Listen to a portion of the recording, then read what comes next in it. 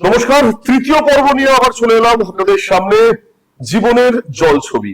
আর এই জীবনের জল ছবির মাধ্যমে আমরা যে বিষয়টা আপনাদের সামনে রেখেছি তা হচ্ছে ধর্ষণ সমাজের একটা ক্যান্সার, এবং এই ক্যান্সারকে আমাদেরকে সরাতেই হবে রাজনৈতিক কোনো রং না লাগিয়ে।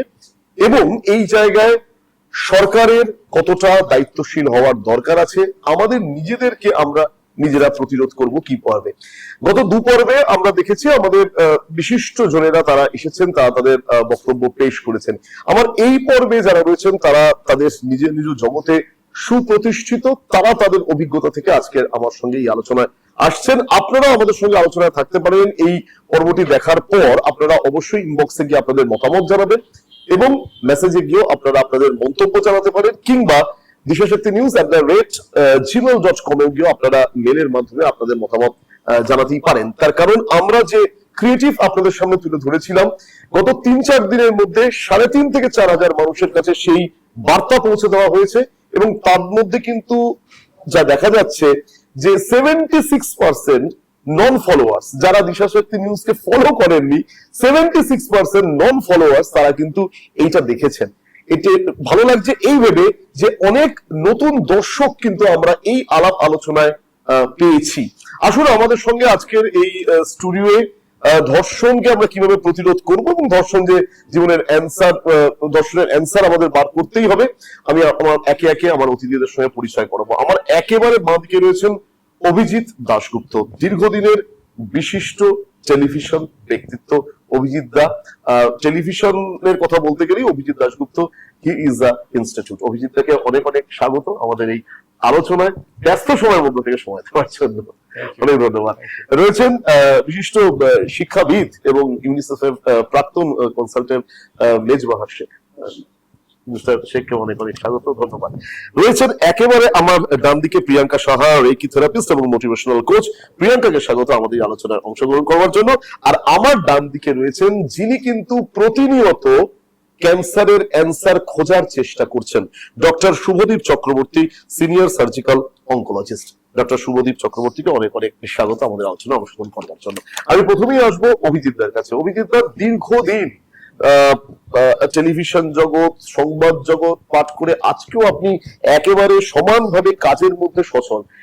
সেদিনকেও ধর্ষণের খবর দেখেছেন, করতে হয়েছে, আজও দেখছেন। আপনার কাছে এই গোটা বিষয়টি আপনি কিভাবে দেখেন? 4 মিনিট আপনার সময় শুরু হচ্ছে ঠিক এখন থেকে। ধন্যবাদ। আমি প্রথমেই বলবো যে এত গুণী ব্যক্তির পাশে আমাকে বসে কি লাভ হচ্ছে আমি জানি না, কারণ আমি মুখ্য সূক্ষ্ম মানুষ।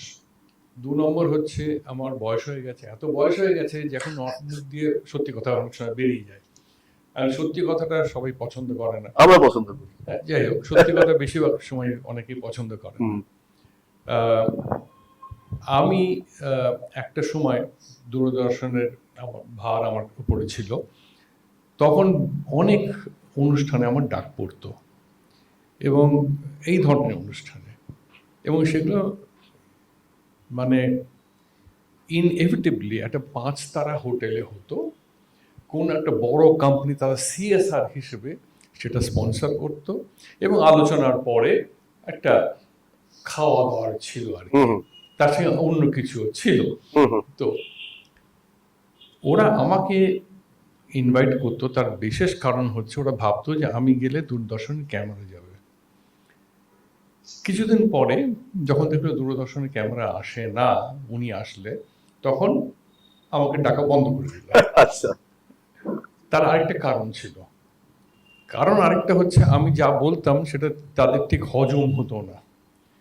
কারণ আমি বলতাম যে আপনি সত্যিই যদি এই ধরনের কিছু একটা করতে চান, তাহলে আমি বলবো রাস্তার মোড়ে দাঁড়িয়ে বলুন, লোককে সচেতন করুন। এই 5 তারা হোটেলে বসে ভালো খেয়ে এটা কিন্তু করা যায় না। হ্যাঁ, 5 তারা হোটেলে বসে আলোচনা হতে পারে।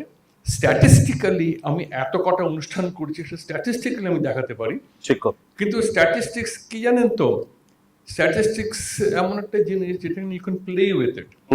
মানে with your head in the refrigerator and the foot in the oven, on an average you are very comfortable. That is statistics. হ্যাঁ, এখন কথা হচ্ছে স্ট্যাটিস্টিক্যালি প্রুফ করা একটা জিনিস, আর রিয়েলিটি অ্যাকচুয়ালিটিতে করা ইজ এ ডিফারেন্ট থিং।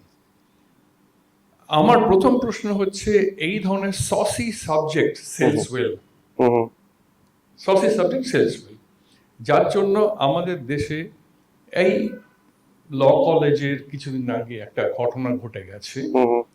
তারপরে আপনি যদি স্টাডি করে দেখেন, আপনি খবরের কাগজের নামটা বলবো না, আমি বলবো রেপ নিউজ অফ ইন্ডিয়া, একটা খবরের কাগজের 45% বেশি জায়গা হচ্ছে খালি রেপ নিউজ।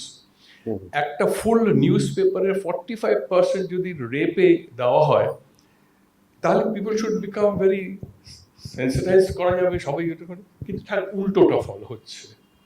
এই উল্টো ফলটা হচ্ছে কেন? তার কারণটা হচ্ছে, আমি সব জায়গাতেই বলি এই কথাটা, সেটা হচ্ছে the 4S sells very well: sex, scandal, sensationalism and superstition. They sell very well. এবং where it bleeds it leads বলে একটা কথা আছে। তো if it bleeds it leads, therefore খবরের কাগজ সেটাকে খুব বড় বড় করে দেখায়। আমি শুনছিলাম একটু আগে জয়ন্ত বলছিল যে কথাগুলো কিরকম করে পাল্টে গেছে। আজকে আমরা নির্দ্বিধায় বলে ফেলি ধর্ষণ, তাই না? একটা সময় কি এটা বলতে পারতাম? রাইট, বলতে পারতাম না। এখন কেন বলতে পারছি আজকাল? তো সমাজ সেটা প্রোটেস্ট করছে না। কিন্তু আপনি দেখুন, একটা সময় আমি দূরদর্শনের কথা বলছি, যে ধরনের অনুষ্ঠান হতো সেখানে মহিলা আইপিএস অফিসার সাংঘাতিক পাওয়ারফুল, এই ধরনের সিরিয়াল পরপর করা হয়েছে। রজনী বলে একটা সিরিয়াল ছিল, সেই সিরিয়ালে দেখানো হয়েছে ভদ্রমহিলা কি করতে পারে। আজকে সিরিয়াল হচ্ছে যে সিরিয়ালে একজন আইপিএস অফিসার শাড়ি পরে তার শাশুড়ির কাছে দাঁড়িয়ে দাঁড়িয়ে বকুনি খাচ্ছে। কেউ তো প্রোটেস্ট করছে না। আমার মতে আমাদের ওই লর্ড ব্যাবিংটন ম্যাকলে সাহেব, উনি যে এডুকেশন প্রসেসটা চালু করে দিয়েছিলেন, তারপর থেকে আমাদের শিরদাঁড়াটা ভেঙে গেছে। আমরা কেবলমাত্র ট্রান্সলেটর হয়েছে। আমাদের শিক্ষা পদ্ধতির কি হয়েছে? মুখস্থ করার মুখস্থটা আমরা তো চিন্তা ভাবনা করি না। আপনি আজকে স্কুলে গিয়ে দেখবেন এখনো Jack and Jill went up the hill বলা হয়। Jack and do you go up the hill to fetch a pail of water? You don't, you come down the hill to fetch a pail of water. তাহলে এটা পড়ানো হয় কেন? আমি বিভিন্ন বড় বড় অনুষ্ঠানে গিয়ে একটা সিম্পল প্রশ্ন করেছি, এটা পেন্সিলকে প্রশ্ন করতে হবে 100টা, কেউ করতে পারিনি। আমাদের এটাই হয়ে গেছে শিক্ষা পদ্ধতি। স্বামী বিবেকানন্দ বলে গেছেন man making education is awareness education. সেটা তো হচ্ছে না। আমি আরেকটু বলি, আমি আর 1 মিনিট নেব।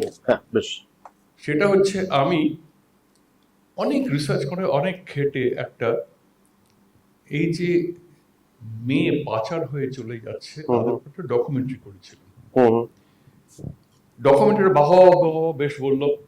যেদিন দেখানো হলো সেটা অনেক স্কুলের প্রিন্সিপাল এলেন, তারা অনেক ক্ল্যাপট্যাপ দিলেন। তারপরে আমি তাদের বললাম, সেকেন্ডারি স্কুল স্টুডেন্টদের এটা দেখানো উচিত, তাদের অ্যাওয়ারনেস বিল্ডিং এর জন্য, যে কিভাবে তারা লিওড হয়ে চলে যাচ্ছে, কেন লিওড হয়ে চলে যাচ্ছে, এবং তাদের পরবর্তীকালে কি হচ্ছে, they are ending up in a brothel, এইগুলো হচ্ছে। আপনি বিশ্বাস করবেন না, 300টা স্কুলের থেকে 2টো স্কুল খালি রেসপন্ড করেছিল। 300 স্কুলের মধ্যে 200 স্কুল। আমরা বড় বড় কথা বলি, 2টো স্কুল 300-র মধ্যে 2টো স্কুল। আমরা বড় বড় কথা বলি, কিন্তু হ্যাঁ, আমরা বোধহয় ওই হিপোক্রিট বলে একটা কথা আছে না, আমাদের মতন হিপোক্রিট আর কেউ নেই। তো এই 2টো স্কুল ছাড়া বাকি স্কুলগুলো আমাকে উত্তর দিয়েছিল, স্যার আমাদের সিলেবাসটা কমপ্লিট করতে হবে, আমাদের সময় নেই। তার মানে এই awareness building is not a part of education. Right, ঠিক, একদম একদম একদম যথার্থ প্রশ্ন অভিজিৎ বাবু তুলে ধরলেন, যে শিক্ষা পদ্ধতি তার কিন্তু চেঞ্জ হয়েছে। আমরা কিন্তু রুটে যাচ্ছি না, এবং আমরা একটা কোথাও সিস্টেমের মধ্যে আমরা বাধা পড়ে গেছি, আমাদের সময়ের মধ্যে শেষ করতে হবে। আমি মিস্টার শেখের কাছে আসবো, কিভাবে দেখেন, এবং আপনার সময় শুরু ঠিক এখন থেকে। আপনাকে অশেষ ধন্যবাদ। এই ধরনের একটা অনুষ্ঠান বিশেষ করে আমাদের সমাজের একটা অত্যন্ত গুরুত্বপূর্ণ ইস্যু নিয়ে আলোচনা করার জন্য দিশাশক্তি নিউজ এটা যে শুরু করেছে আর কি। আমি সরাসরি বিষয়বস্তুতে চলে যাচ্ছি, যেটা হচ্ছে ধর্ষণ একটা ক্যান্সার হিসেবে যেটা আপনারা বলতে চাইছেন আর কি। আমার মনে হয়েছে যে আমার একটা ব্যক্তিগত অনুভূতির কথা বলি বা আমার যেটুকু লার্নিং, সেটা হচ্ছে যে আমরা প্রথম কথা হচ্ছে যে ধর্ষণকে যদি ধর্ষণ কেন হয় তার একটু প্রেক্ষাপটে যদি যাই, তাহলে হচ্ছে যৌনতা। আমরা যদি যৌনতা বিহীন পৃথিবী দেখি তাহলে পৃথিবীটা স্তব্ধ হয়ে থাকবে। যৌনতা বিহীন পৃথিবী মানে পৃথিবী স্তব্ধ। প্রাণী জগতের মধ্যে যৌনতা আছে, উদ্ভিদ জগতের মধ্যেও পরাগ মিলনের মধ্যে দিয়ে এই সম্পর্কগুলো আছে, তারপরে এগুলো হয়। মানুষের মধ্যেও আছে আর কি। কিন্তু প্রাণী জগতের মধ্যে যৌনতা আছে, কিন্তু সেই যৌনতার মধ্যে একটা শৃঙ্খলা আছে, সেটা প্রকৃতির তত্ত্ব। একদল, আমি খুব সাধারণ উদাহরণ দিচ্ছি সাধারণ মানুষের জ্ঞাতার্থে বা আমাদের নিজেদের কনজামশনের জন্য, একদল গরু শুয়ে আছে, সেখানে পুরুষ গরু আছে, মেয়ে গরু আছে। একদল কুকুর শুয়ে আছে, মেয়ে কুকুর আছে, পুরুষ কুকুর আছে। কোনোদিন আমরা দেখি না যে তারা অযাচিত ভাবে একটা একটার উপর জাম করছে। তাদের একটা নির্দিষ্ট সময় আছে। ফলে এই যৌনতা একটা প্রকৃতিগত ভাবে একটা শৃঙ্খলা পরায়ণ হয়ে আছে। একমাত্র মানুষের ক্ষেত্রে এই যৌনতা আছে, তার কোনো শৃঙ্খলাটা নেই। তাহলে আমাদের শৃঙ্খলার জন্য এই একটু আগে দাদা যে কথা, দাদা বলি আপনাকে সম্বোধন করছি, যে কথাটা বলছিলেন যে আমাদের শেখাতে হয়, স্টুডেন্টের স্কুলের উদাহরণগুলো দিয়েছিলেন, আমাদের শেখাতে হয়। সেই ক্ষেত্রে যেটা হচ্ছে যে আমাদের মধ্যে যে যে যে প্রবৃত্তিগুলো রয়েছে, যে প্রবণতাগুলো রয়েছে, সেটা হচ্ছে অনিয়ন্ত্রিত এবং এখানে প্রকৃতির কোনো হাত নেই। এখানে আমরা আমাদের দ্বারা পরিচালিত হই, কিন্তু বাকি প্রাণী জগৎ, উদ্ভিদ জগৎ খানিকটা প্রকৃতির নিয়মের দ্বারা আবদ্ধ। সেখানে বিশৃঙ্খলা নেই, যেটা আমাদের মধ্যে যে বিশৃঙ্খলাগুলো আছে আর কি। এইখানে আমার মনে হয়েছে যে একটা জিনিস যেটা করণীয় যদি থাকে, যেটা আমি সবাই জানেন, ওটা নিয়ে আর বলছি না। করণীয় প্রসঙ্গে বারবার যে প্রশ্নগুলো বিভিন্ন স্তরে, সমাজের বিভিন্ন স্তরে আসছে, তার মধ্যে একটা হচ্ছে, যদি আমাদের পুরো সামাজিক কাঠামোটাকে দেখি, রাষ্ট্রীয় কাঠামোটাকে দেখি, তাহলে একটা শুরু হচ্ছে একটা মাইক্রো লেভেল, একটা পরিবার থেকে। ঠিক। তাহলে পরিবার থেকে যদি আমরা শেখানোটা শুরু করি, কিন্তু পরিবারগুলো ভারতবর্ষের কেমন, অনেক ইলিটারেট পরিবার আছে, জাত ধর্ম ভিত্তিতে পশ্চাৎপদ অগ্রণী পরিবার আছে, নানান স্তরের পরিবার আছে। সেই পরিবারগুলোকে পরিকল্পিতভাবে এই বিষয়গুলোকে শেখানোর জন্য ভারতবর্ষে এখনো পর্যন্ত রাষ্ট্রীয় উদ্যোগে হোক বা অন্য কোনো উদ্যোগে হোক, তাদেরকে শেখানোর জন্য কোনো পরিকাঠামো, পরিষেবার ব্যবস্থা গড়ে ওঠেনি। ফলে একটা নিম্নতম পরিবারের ক্ষেত্রে এক ধরনের মানসিকতা শিশুরা একভাবে তৈরি হচ্ছে, একটি মধ্যবিত্ত পরিবারের ক্ষেত্রে, সকল মধ্যবিত্ত পরিবারে এক ধরনের শিশুরা তৈরি হচ্ছে, শিক্ষা দীক্ষা পাচ্ছে, আবার উচ্চ শিক্ষার ক্ষেত্রে এখন যাচ্ছে। এই যে শিশুরা তৈরি হচ্ছে খুব অপরিকল্পিত ভাবে একটা চলে যাচ্ছে আর কি। ফলে পরিবারকে আমরা ইউনিট হিসাবে যদি ধরি, তাহলে সেই ইউনিটটাকে পরিচালিত করতে গেলে শিক্ষা দীক্ষায় তাদেরকে একটু মানে তার চিন্তা ভাবনাকে একটা মজবুত স্তরে আনতে গেলে যেটা দরকার, সেটা কিন্তু আলগা হয়ে আছে আমাদের দেশের ক্ষেত্রে। এখন এইটা প্রশ্ন আসলো, সেটা কিভাবে আমরা ধরবো, সেটা মানে যারা সমাজকে পরিচালনা করছে সেইখানে। সেক্ষেত্রে প্রশ্ন আসতে পারে, বিকেন্দ্রীকৃত পথে এখন এসেছে, পঞ্চায়েতের আছে, পৌরসভার আছে, তারা মাইক্রো লেভেলে তাদের জনপ্রতিনিধি আছে, তারা কিভাবে সেই জায়গায় ঢুকবেন, সেটা একটা ব্যাপার। দ্বিতীয় হচ্ছে কি, বৃহত্তর সমাজ, অর্থাৎ একটা পরিবার তো অনেকগুলো নিয়ে, সেই সমাজের কি ভূমিকা হবে, সেই সমাজের নিয়ন্ত্রণ কে করবে। সমাজের মধ্যে বাচ্চাটা পরিবার থেকে বেরিয়ে এলো সুশিক্ষা নিয়ে, তারপর নষ্ট হয়ে যাচ্ছে বৃহত্তর সমাজে গিয়ে, বা পরিবারে কুশিক্ষা পেয়েছে, সে বৃহত্তর সমাজে গিয়ে সুশিক্ষাটা অর্জন করছে। ফলে এই যে পারস্পরিক দেয়া নেওয়ার ব্যাপারটা যেখানে আছে, সেইখানে সমাজ, বৃহত্তর সমাজের ভূমিকা হবে। কারণ সমাজ কন্ট্রোল করছে কারা, স্ট্রাকচারালি যারা কন্ট্রোল ব্যাপার। আমি আর দুটো পয়েন্টে আসি। তৃতীয় হচ্ছে যে রাষ্ট্রের যে ভূমিকাটা আর কি, যারা সেটা তৈরি করে আর কি, সেই রাষ্ট্রের একটা অন্যতম দায়িত্বের মধ্যে বিদ্যালয় শিক্ষার ব্যাপার। আমাদের দেশ এবং ভারতবর্ষ এবং এশিয়া মহাদেশের দেশগুলোর মধ্যে যেটা চালু হয়েছে, সেটা স্কুলে যৌন শিক্ষার ব্যাপারটা, অর্থাৎ রিপ্রোডাক্টিভ সিস্টেম, অর্গানগুলোকে তুমি জানো, কিন্তু অর্গানগুলোকে জানতে গিয়ে সে অন্যদিকে যে চলে যায়, সেই নীতি শিক্ষার ব্যাপারগুলো, এই যে মোরাল এডুকেশনের ব্যাপারগুলো, ডিসিপ্লিন নাগরিক তৈরি করার ব্যাপারগুলো যৌন শিক্ষার সঙ্গে মিক্সিং করে এই ইনফিউশন অ্যাপ্রোচে সেখানে যায় না, এই ইন্টিগ্রেটেড অ্যাপ্রোচে সেখানে নেই। এই গ্যাপগুলো এখনো রয়ে গেছে। আমার শেষ কথা হচ্ছে যে রাষ্ট্রের একটা ভূমিকা থাকার দরকার আছে। যেমন ধরুন, একজন ধর্ষণকারী যখন চিহ্নিত হয়ে যাচ্ছে, স্বাভাবিকভাবে পুলিশ প্রশাসন বিচার ব্যবস্থার কাছে সেটা চলে যাওয়ার কথা। এই যে একটা স্বাভাবিক প্রক্রিয়া দেশের মধ্যে গড়ে উঠেছে, সেইখানটায় দেখা যাচ্ছে অনেক সময় আমাদের যা নিউজে আমরা দেখতে পাচ্ছি, বিভিন্ন সংবাদ মাধ্যমে বেরিয়ে আসছে, সেই যে ব্যবস্থাটা, অর্থাৎ আমাদের যে এক্সিস্টিং যে সিস্টেম, সে পুলিশ হোক বিচার ব্যবস্থা হোক, সেইটাকে ইন্টারফেয়ার করা হচ্ছে পলিটিক্যাল একটা গ্রুপ থেকে, যার ফলে নিরপেক্ষ বিচার করে যে তার একটা নিষ্পত্তি হওয়া দরকার, এইগুলো অনেক সময় হয় না। আমার শেষ আরেকটা কথা আছে, সেটা হচ্ছে এইখানে বলি যে প্রবৃত্তি সৃষ্টি করার ক্ষেত্রে অনেকগুলো বিষয় আছে। গণমাধ্যমের একটা ভূমিকা আছে, ব্যক্তিগতভাবে মেয়ে পুরুষ উভয়দেরই একটা ভূমিকা থাকে আর কি। এই প্রসঙ্গে একটা সমাজে নানান রকম প্রশ্ন আসে যে নগ্নতা যদি হয় তাহলে কি আমরা ইনভাইট করছি, এই প্রবৃত্তি সৃষ্টির ক্ষেত্রে কি আমি ইনভাইট করছি, এই প্রশ্নগুলো আসছে। আমি শেষ সেন্টেন্সটা বলে শেষ করছি। আমি একদিন বাসে যাচ্ছিলাম, একটি ভদ্রমহিলা উঠলেন, তার পোশাক পরিচ্ছদটা আমারও চোখে লাগলো, কিন্তু আমার দৃষ্টিটা বাসের অন্য লোকদের দিকে যখন আমি ফেললাম, সমস্ত মানুষগুলোর চোখটা চলে গেছে ওর দিকে আর কি। প্রশ্ন হচ্ছে আমি ইনভাইট করবো কিনা, আমি ডক্টর শুভদীপ চক্রবর্তীর কাছে আসবো। একটা বিষয় ডক্টর চক্রবর্তী, যে অপারেশন থিয়েটার বারবারই অনেক সময় খুব ক্রিটিক্যাল প্রবলেম নিয়ে, ক্রিটিক্যাল ক্যান্সার ডিজিজ নিয়ে আসতে হয়। এর আগেও আমরা আলোচনা করেছিলাম যে সেখানে তাকে সুস্থ করবার জন্য আপনাকে অপারেশন থিয়েটারে গিয়ে তাকে ক্যান্সার থেকে অ্যান্সার বেরোবার একটা রাস্তা চলছে, দীর্ঘদিন ধরেই এটা চলছে। বর্তমানে যে সমাজ ব্যবস্থার মধ্যে দিয়ে আমরা যাচ্ছি, সেখানে ধর্ষণও এইরকম এইভাবেই ক্যান্সারের মতো দ্রুত ছড়িয়ে পড়ছে। আপনার পর্যবেক্ষণ ঠিক 4 মিনিটের মধ্যে আপনার সময় শুধু এখন। আমারও অত বলার অভ্যেস নেই, ঠিক আছে, কিন্তু যেহেতু আমি ক্যান্সার আর একটা সিমিলি নিয়েছেন, ক্যান্সার আর ধর্ষণের, তো যেমন আমি ক্যান্সারে বলি, cancer is treatable when detected early. মানে খুব আর্লি স্টেজে ধরতে পারি সাইন সিমটমস গুলো, তাহলে ট্রিটেবল হবে। সিমিলারলি ধর্ষণকারীরা কারা, আপনি যেরকম স্যাররা বললেন যে গভর্নমেন্টের রোল আছে, ফ্যামিলির রোল আছে, স্কুলেরও কিন্তু বিরাট রোল আছে। ঠিক, আমাকে আপনি আজকে বলতে পারবেন যে আজ যতগুলো স্কুল আমাদের কলকাতার মুখে আছে, তাদের মলেস্টেশন বা যে বুলিং যে পলিসি তারা হয়, বড় বড় স্কুলগুলো থেকে কোনোদিন খবর আসে না, তেমন নাকি হয় না, চাপিয়ে দেওয়া হয় না, কমিয়ে দেওয়া হয় না, মানে আওয়াজটাকে দাবিয়ে দেওয়া হয় না। এইগুলো যখন করা হয়ে যায় তোমার বুলি, আমি এক্সাম্পল, এটাকে আরো বুলি করলো, ইমিডিয়েটলি সেটাকে নিয়ে ধামাচাপা দেওয়া হয়ে গেল, সে কিন্তু পানিশড হলো না, তার মনের মধ্যে হলো I can get away with this, মানে আমার এটা করে যেতে পারি, পার পেয়ে যেতে পারি, সেটা একটা প্রবণতা থাকে, ঠিক আছে। সেকেন্ড থিং হচ্ছে কি, আমাদের আরেকটা জিনিস দেখতে হবে, দেখবেন আমাদের এই ওটিটি প্ল্যাটফর্মগুলো যেগুলো আছে, আজকে যদি দেখেন বোধ হয় ইনফরমেশন অ্যান্ড ব্রডকাস্ট মিনিস্ট্রি 20খানা ওটিটি প্ল্যাটফর্মকে ব্যান করে দিয়েছে বিকজ অফ অ্যাডাল্ট কন্টেন্টস।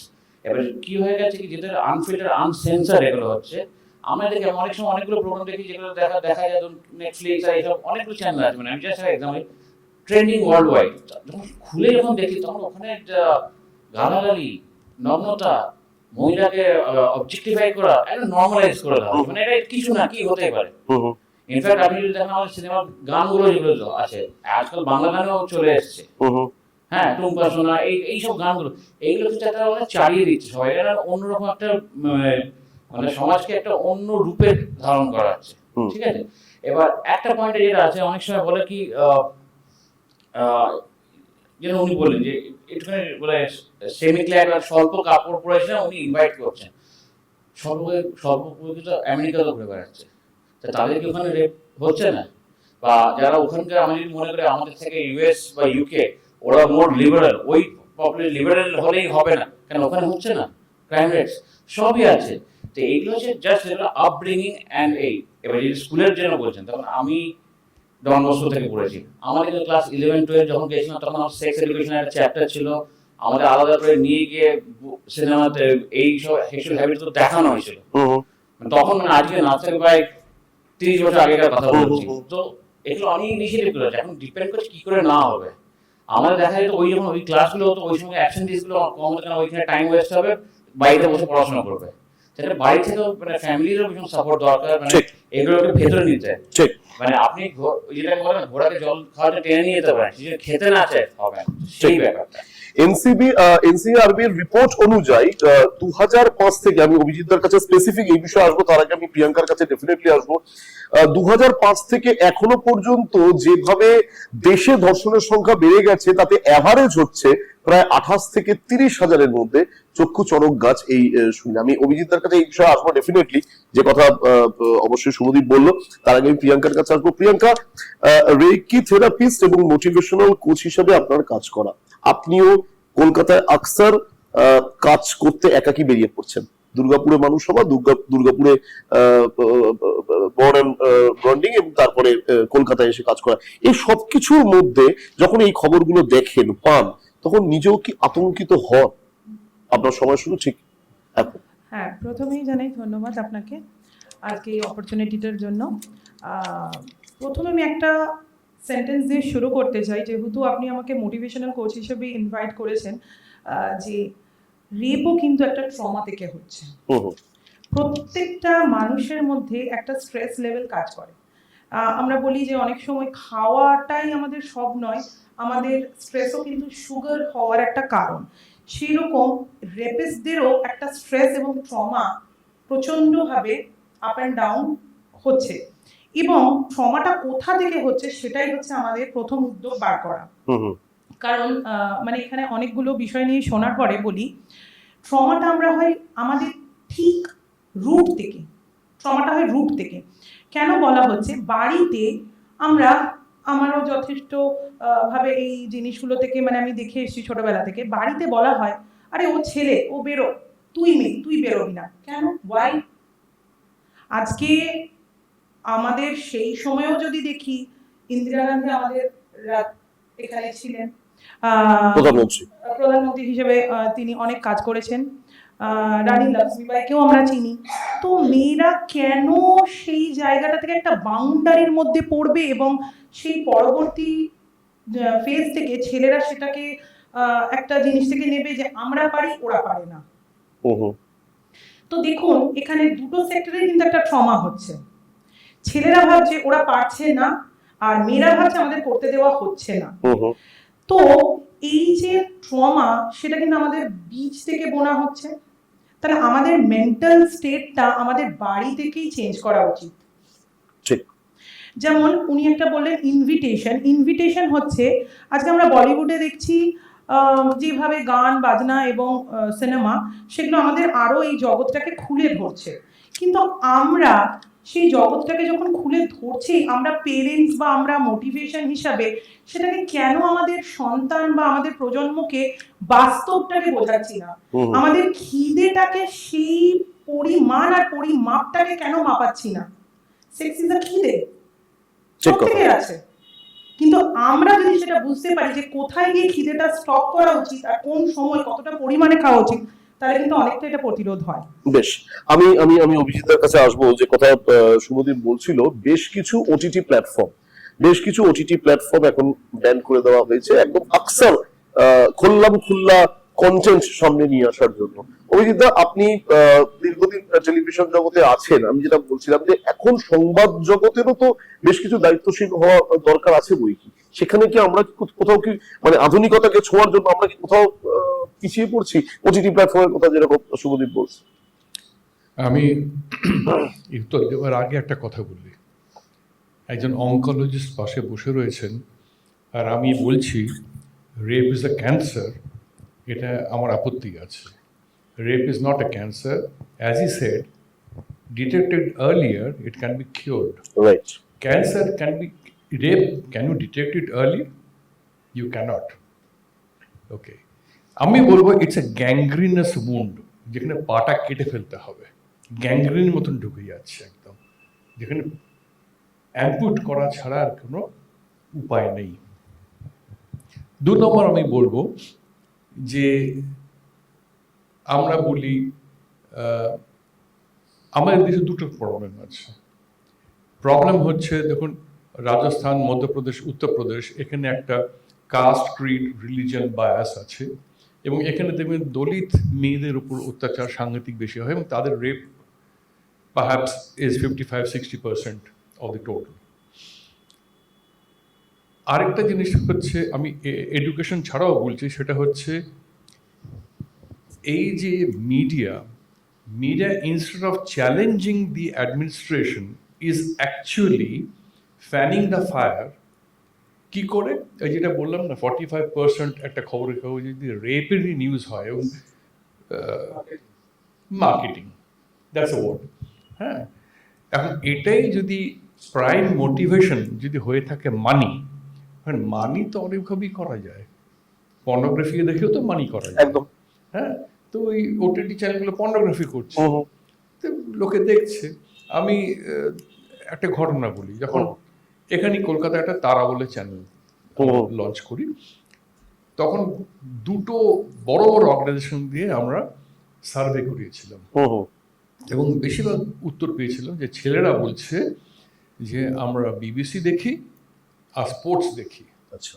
হ্যাঁ, তো আমরা কি করলাম, এই দুটো দেখে আমরা বিবিসি থেকে প্রোগ্রাম আনলাম, সেটা বাংলায় ডাব করলাম, কিন্তু টিআরপি আর নড়ে না। হ্যাঁ, তখন দেখা গেল বেশিরভাগ ছেলে মিথ্যা কথা বলেছে। তারা অ্যাকচুয়ালি দেখে ওই ফ্যাশন টিভি, আচ্ছা, আর বলার সময় বলে বিবিসি দেখি আর স্পোর্টস দেখি। আচ্ছা। কেমন? এই যে ইনস্টিংক্টটা আমাদের ছোটবেলা থেকে কিন্তু আমরা মিথ্যে কথা বলানো শেখানো হয়, কারণ আমার বাবা মাই আমাকে মিথ্যা কথা বলে। এখন নিউক্লিয়ার ফ্যামিলি হয়ে গেছে, ছোট, বা হাজব্যান্ড ওয়াইফ দুজনেই চাকরিতে যাচ্ছে, কেমন? এবার বাচ্চা কার কাছে থাকছে? অন্য কারোর কাছে থাকছে না, ক্রেশে থাকছে, কোথাও থাকছে। সন্ধ্যেবেলা আসছে, তারা ক্লাবে যাবে, তখন বাচ্চাকে কি বলছে? তুই কিছু করিস না, হ্যাঁ ভালো করে থাকিস, একটা চকলেট দেবো। এই হচ্ছে ব্রাইবের শুরু। This the first stage of bribing. তাদের ক্লাবে যেতেই হবে, ক্লাবে যেতে হবে, সুতরাং চকলেটটা দিয়ে দিল। এটা ফার্স্ট স্টেজ অফ ব্রাইবিং। আমরা ব্রাইবিং কিন্তু ছোটবেলা থেকে শিখছি। আজকে ইন্ডিয়ার মেইন প্রবলেম কি? করাপশন। আজকে যদি সব জায়গায় ঠিক মতন কাজ চলতো, দেখুন আজকে ওয়েস্ট বেঙ্গল অ্যালোন, সেখানে প্রায় 48,000 মতন কেস পেন্ডিং আছে রেপ সংক্রান্ত। যদি একটা ফাইল 1.5 সেন্টিমিটার হয়, তাহলে এটাকে গুণ করলে হয় 166 তলা একটা বাড়ি। একটু ভাবুন, 166 তলা একটা বাড়ি উঁচু ফাইল হবে, সেটা জমা পড়ে আছে, সেটা জমা পড়ে রয়েছে। আমি একটা ডকুমেন্টারি করার জন্য মুন্নি, মানে অলকনন্দা রায় আর ওই নাইজেল আখড়া তখন জেলে ছিল, ওদের জন্য আমি 1 বছর ধরে, 1 বছরের বেশি, 1.5 বছর ধরে জেলে গেছি। প্রতি উইকে 2-3 বার করে গেছি। সেইখানে আমি দেখেছি দুটো জিনিস। এক,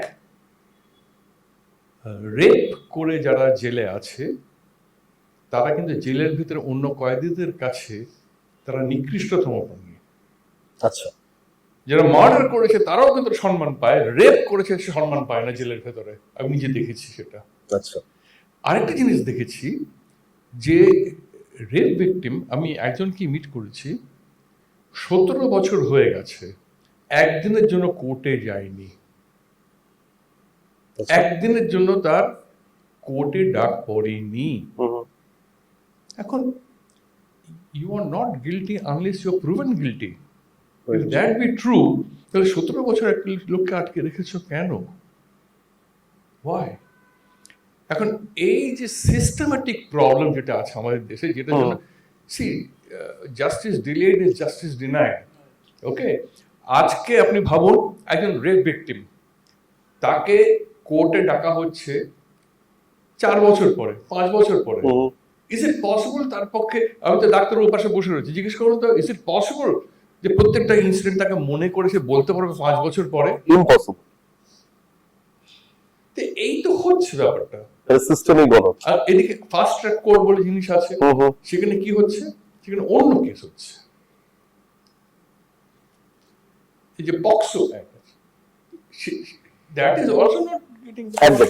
অভিজিৎ একেবারে স্পেসিফিক জায়গায় আলোকপাত করার চেষ্টা করলেন, একেবারে পুঙ্খানুপুঙ্খ, যে কিভাবে সমাজে এই ব্যাধিটা ছড়িয়ে পড়ছে। আমি ডক্টর সেনের কাছে আসবো, যে আমরা তাহলে আমাদের মুক্তির পথ এবার কোথায় আছে? আমাদের তো একটা মুক্তির পথ কোথাও খুঁজতে হবে। সিস্টেমেও গলদ রয়েছে, এবং আসলে বিড়ালের গলায় এবার ঘন্টাটা বাঁধবে কি? আমাদেরকে তো ঘর থেকে শুরু করতে হবে নাকি? আমার যেটা মনে হচ্ছে সেটা হচ্ছে যে একটা মাইক্রো লেভেল যেমন একটা ইন্টারভেনশন লাগে, অর্থাৎ পরিবারগুলোর মধ্যে। প্রথম কথা হচ্ছে, আবার আমি ওই পুরোনো কথাটাই বলছি, ভারতবর্ষের যে সোশিও ইকোনমিক স্ট্রাকচার সেটা হচ্ছে খুব আনইভেন আছে, অসম আছে আর কি। ফলে আমি একটা কমন একটা ইনস্ট্রাকশন দিলাম, কমন একটা গাইডলাইন ছেড়ে দিলাম যে পরিবারের ক্ষেত্রে এইগুলো করতে হবে শিক্ষার জন্য, সেটা কিন্তু একই স্ট্র্যাটেজি সব জায়গায় ইমপ্লিমেন্ট করা যাবে না। দাদা যেটা একটু আগের উদাহরণ দিলেন যে ভারতবর্ষের অন্যান্য রাজ্যের যে চালচিত্রের অবস্থা, একইভাবে যদি নারী শিক্ষার হারের কথা আমি দেখি, পরিবারগুলোর যে শিক্ষার হারের কথা দেখি, তাদের যে কালচার, প্রেজুডিস, বিলিফস, এগুলোর কথা দেখি, তারা প্রচন্ড অসম অবস্থায় রয়েছে। ফলে বিভিন্ন জায়গায় খুব, যদি আমি ছোট ছোট করে যদি পলিসিগুলো স্টেট গভর্নমেন্ট নিতে পারে, বা সেই সংশ্লিষ্ট সরকার নিতে পারে, বা হচ্ছে কেন্দ্রীয়ভাবে যদি সরকার সেগুলোকে নিতে পারে, তার একটা স্ট্র্যাটেজি একটা থাকার দরকার আছে, সরকারের স্পেসিফিক পলিসি থাকার দরকার আছে। এটা হলো এক। দ্বিতীয় হচ্ছে যে যে স্কুল লেভেল ইন্টারভেনশনের ক্ষেত্রে যেটা আমরা বারবার বলছি, যে যেহেতু আমাদের একটা স্ট্রাকচার প্ল্যাটফর্ম, পরিবারগুলো খুব আনস্ট্রাকচার থাকে, সেখানে ইনফর্মাল এডুকেশন, নৈমিত্তিক পারিবারিক শিক্ষার একটা প্রক্রিয়া আছে। সব বাবা মা সমানভাবে শেখাতে পারে না, অসম বিকাশ আছে সেখানে, চিন্তা চেতনার মানে অসমতা আছে।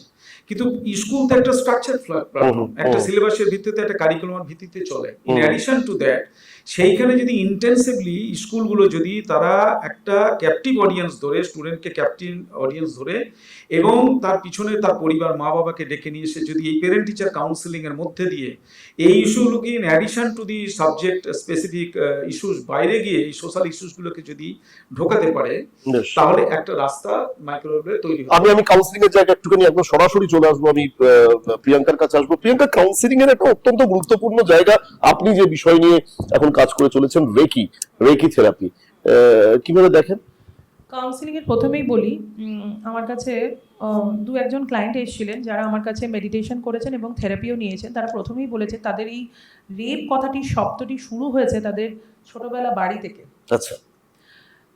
বাবার বন্ধু এসেছিল, বাড়িতে মা ছিল না, বাবা ছিল না, সে কিন্তু সেইভাবে মেন্টালি টর্চার এবং রেপ হয়েছিলেন। আচ্ছা।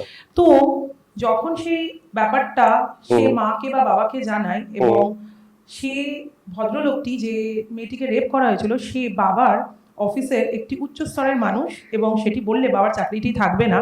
সেই বললে মেয়েটিকে আজকে 35টা বছর ধরে সেটিকে চাপানো হয়েছে যে তুমি এটা কোনোদিনই কারোর কাছে বলবে না। সে আমার কাছে এসে সেটিকে থেরাপির মাধ্যমে সেটার কিওরেশন চেয়েছে।